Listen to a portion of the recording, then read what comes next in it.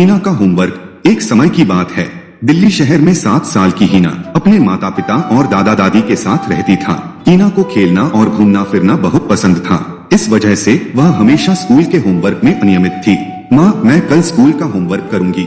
जब भी शिक्षक होमवर्क चेक करने को बोलता था, वह कोई न कोई बहाना बनाकर स्कूल बंक कर देती थी। माँ, मेरे सिर में बहुत तेज दर्द हो रहा है, मैं आज स्कूल नहीं जा सकती। ठीक है हीना, आज घर पर आराम करो। यह लंबे समय से चल रहा था। फिर एक दिन अचानक शिक्षक ने क्लास के सभी बच्चों से कहा, बच्चों, कल मैं आपकी विज्ञान, हिंदी और जनरल नॉलेज की नोटबुक चेक करूंगी, तो कल अपनी सारी नोटबुक ले आना। ठीक है शिक्षक। हीना के दोस्त साक्षी को पहले से ही पता था कि हीना की यह विषय की सारी नोटबुक पूरी नहीं है। उसने हीना से कहा, हीना, अब तुम क्या करोगी? आपके किसी भी विषय की नोटबुक पूर्ण नहीं है। मैं जानती हूँ, इसलिए मैं कल स्कूल नहीं आऊंगी।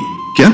हाँ। और हमेशा की तरह अगले ही दिन हीना ने सिर दर्द होने का नाटक किया। माँ, मेरे सिर में भयानक दर्द हो रहा है, मैं स्कूल जाना नहीं चाहती।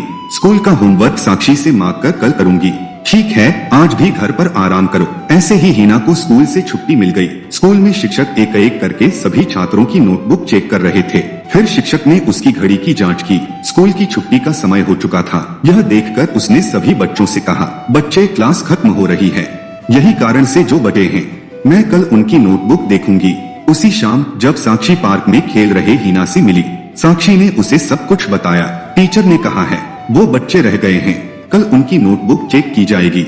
सचमुच? तो मैं कल भी नहीं आऊंगी। अगले दिन भी नोटबुक्स चेक करते हुए स्कूल जाने का समय हो गया था और एक बार फिर शिक्षक ने बच्चों से कहा, जो बचे हैं कल उनकी नोटबुक की जांच की जाएगी। साक्षी ने हीना को इस बारे में फिर से बताया। आज भी क्लास खत्म हो रही है, इसलिए टीचर ने कहा कि बाकी बच्चों की नोटबुक कल चेक कर ली जाएगी।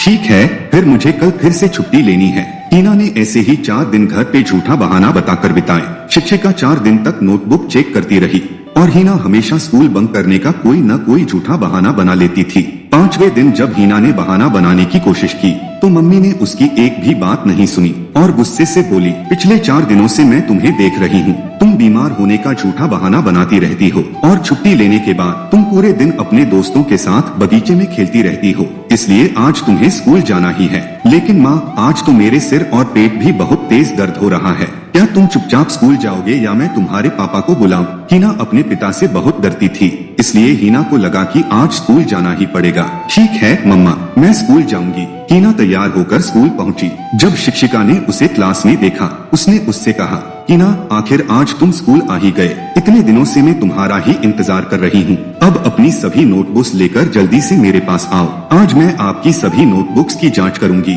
यह सुनकर हीना बहुत डर गई। वह डर के मारे खड़ी हो गई और बोली, शिक्षक, मैं आज नोटबुक लाना भूल गई हूँ। क्यों? क्या आप नहीं जानते थे कि मैं सभी की नोटबुक चेक कर रही हूँ? फिर आप नोटबुक लाना कैसे भूल गए? क्षमा करें शिक्षक, तुम्हें कल सारी नोटबुक्स लानी होंगी और कल स्कूल बंक मत करना। अगर आपने स्कूल बंक की तो मैं आपके माता पिता को स्कूल में बुलाऊंगी। ठीक है शिक्षक। टीचर की डांट के बाद हीना समझ गया कि उसे किसी भी तरह अपनी नोटबुक पूरी करनी ही होगी। उसने अपने दोस्त साक्षी से कहा, साक्षी, क्या आप मुझे उन तीनों विषयों की अपनी सारी नोटबुक देंगी? क्यों? आप मेरी नोटबुक का क्या करेंगे? शिक्षक ने आपको अपनी नोटबुक लाने के लिए कहा। मुझे यह पता है, हीना बोली, लेकिन मेरी नोटबुक पूरी नहीं है। मैं आपकी नोटबुक से कॉपी करूंगी और अपनी नोटबुक पूरी करूंगी। आपको ऐसा क्यों करना है? आप स्कूल बंक करिए जैसे तुम हमेशा करती हो। नहीं, मुझे लगता है कि मैं इस काम में और देरी नहीं कर सकती, इसलिए मुझे अभी यह काम करना पड़ रहा है। लेकिन कल सुबह तक आप तीनों नोटबुक कैसे पूरी करेंगे? मुझे नहीं पता, लेकिन मुझे अब अपना होमवर्क करना है। साक्षी ने अपनी नोटबुक हीना को दे दी। हीना घर पहुंची और सीधे अपने कमरे में गई और अपना होमवर्क करने लगी। पूरे दिन और पूरी रात वे लगातार लिखते रही और अगले दिन तक उसने अपनी तीनों विषय की नोटबुकें पूरी कर ली। काम खत्म करने के बाद उन्होंने राहत की सांस ली। अंत में तीनों सब्जेक्ट की नोटबुक पूरी हो गई है। अब मैं बिना किसी डर के कल स्कूल जा सकती हूँ। अगले दिन वह अपनी तीनों नोटबुक लेकर स्कूल गई। क्लास शुरू होते ही शिक्षक ने हीना से कहा, हीना, अपनी नोटबुक मेरे पास लाओ। हीना अपनी तीनों नोटबुक लेकर शिक्षक के पास गई। कल पूरी रात जगे रहने के कारण वह बहुत थक चुकी थी। उसकी आंखें भी लाल थीं। शिक्षिका ने उसका थका हुआ चेहरा देखा और वह समझ गई कि उसने यह नोटबुक रात में पूरी की है। उसने हीना को समझाया, मुझे पता था कि तुम्हारी नोटबुक पूरी नहीं थी। आपने कल रात इन नोटबुक्स को पूरा कर लिया है। थकावट के कारण आपकी आंखें इतनी लाल हो चुकी है। हीना, यही कारण है कि हमें सलाह दी जाती है कि हम अपना काम समय पर करें। बाद में काम की अधिकता से बचने के लिए इस बात को हमेशा अपने दिमाग में रखें। आप अपने काम को टालकर भागेंगे तो बाद में ओवरलोड बढ़ जाता है।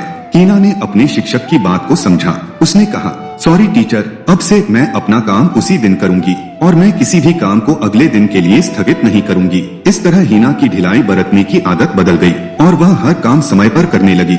सीख दोस्तों, हमें अपना स्कूल और कॉलेज का होमवर्क हो या कोई भी काम हो तो उसी दिन पूरा कर देना चाहिए, क्योंकि समय जाने के बाद वह काम 3 गुना बढ़ जाता है। स्वामी विवेकानंद ने कहा है, कल करे सो आज करे, आज करे सो सब, रोज का काम रोज करे। ऐसी ही रोचक कहानी सुनने के लिए हमारे चैनल को सब्सक्राइब जरूर करें और वीडियो अच्छी लगी हो तो लाइक और शेयर जरूर करें।